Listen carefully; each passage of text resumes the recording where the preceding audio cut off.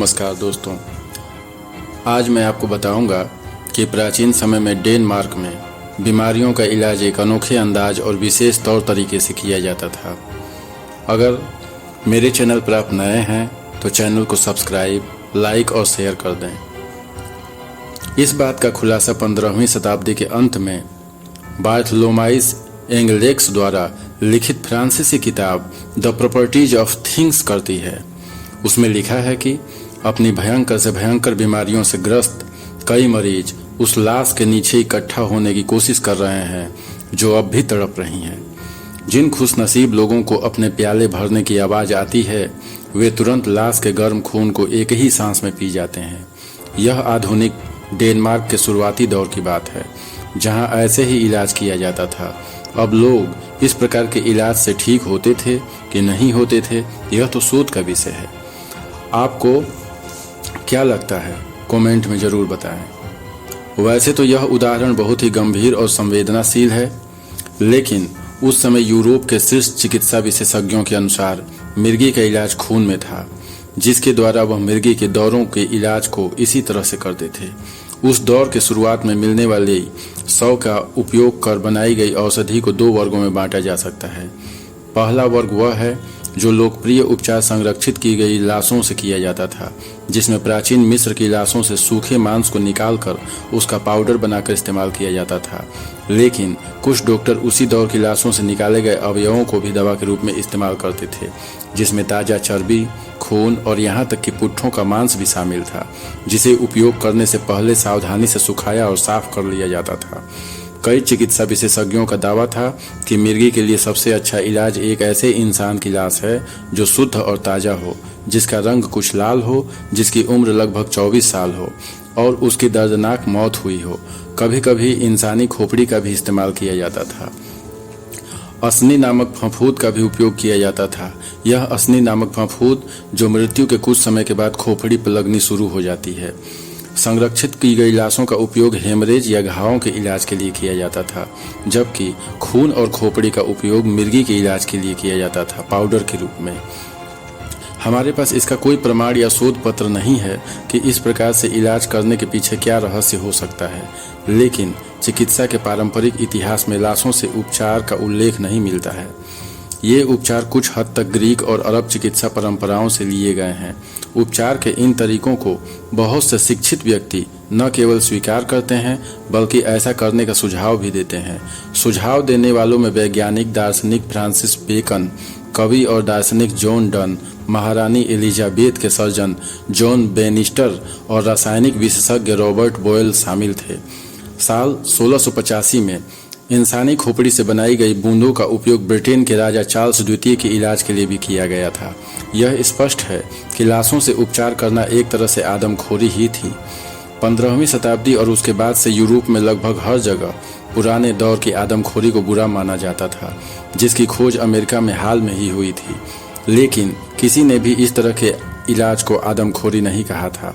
वैसे तो इससे लोगों में बेचैनी पैदा होती थी, लेकिन फिर भी यह एक लोकप्रिय और आकर्षक इलाज था। इतना लोकप्रिय और आकर्षक कि व्यापारी न केवल मिस्र की कब्रों को लूटते थे बल्कि अक्सर धोखे से लोगों को गरीबों या कोढ़ी या ऊंट का मांस तक भी बेच दिया करते थे। इलाज का यह तरीका 15वीं सदी के अंत तक जारी रहा, लेकिन जर्मनी में तो यह अब से 100 साल पहले तक भी उपलब्ध था। यह भी एक खोज का विषय है कि इस तरह के इलाज इतने घिनौने होने के बावजूद इतने लंबे समय तक कैसे जारी रहे। ऐसा कहा जाता है कि चिकित्सा विशेषज्ञों क्लासिकी यूनानी दौर के विशेषज्ञों को बहुत महत्व देते थे।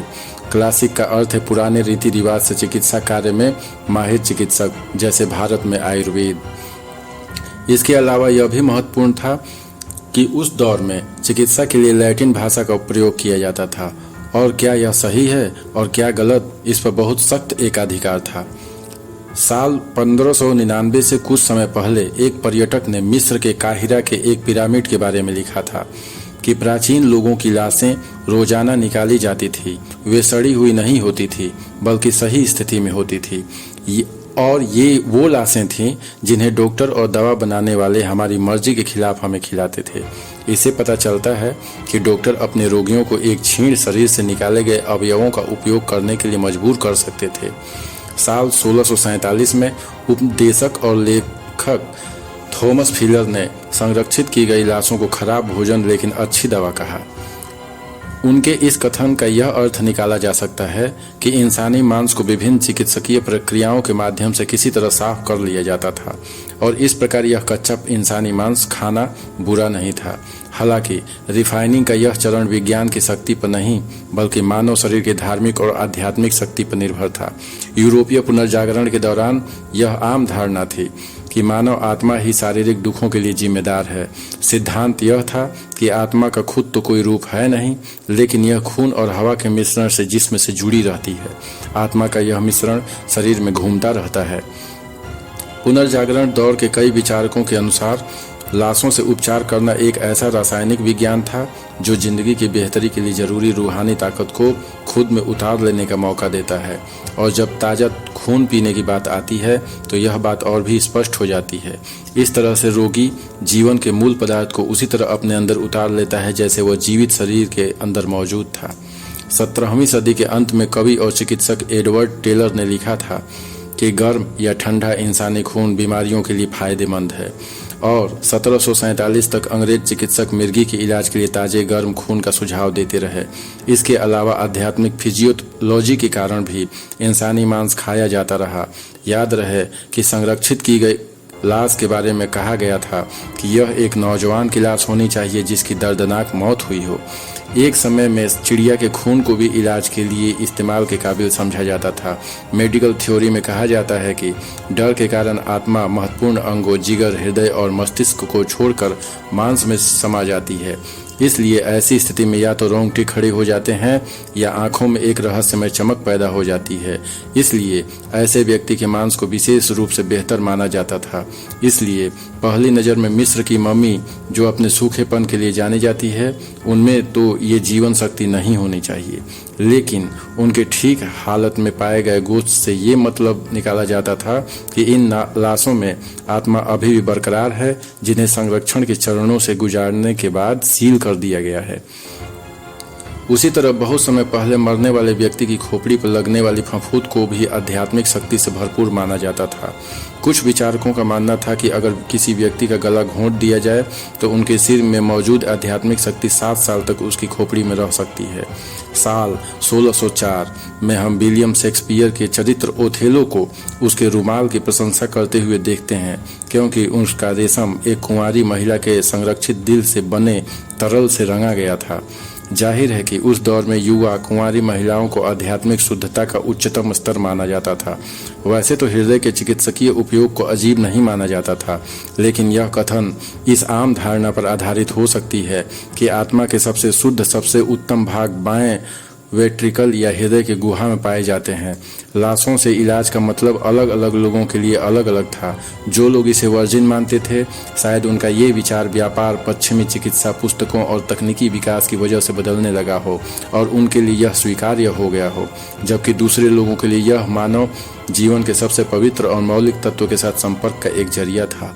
हास्यास्पद बात यह है कि लाश को संरक्षित किया जाना मुख्य धारा की चिकित्सा में अप्रचलित माना जाता था, केवल इसलिए नहीं कि डॉक्टर सैमुअल जॉनसन के समकालीन इसे अंधविश्वास या क्रूर मानने लगे थे, बल्कि इसलिए भी कि चिकित्सा ने मानव शरीर के आध्यात्मिक महत्व को कम करना शुरू कर दिया था।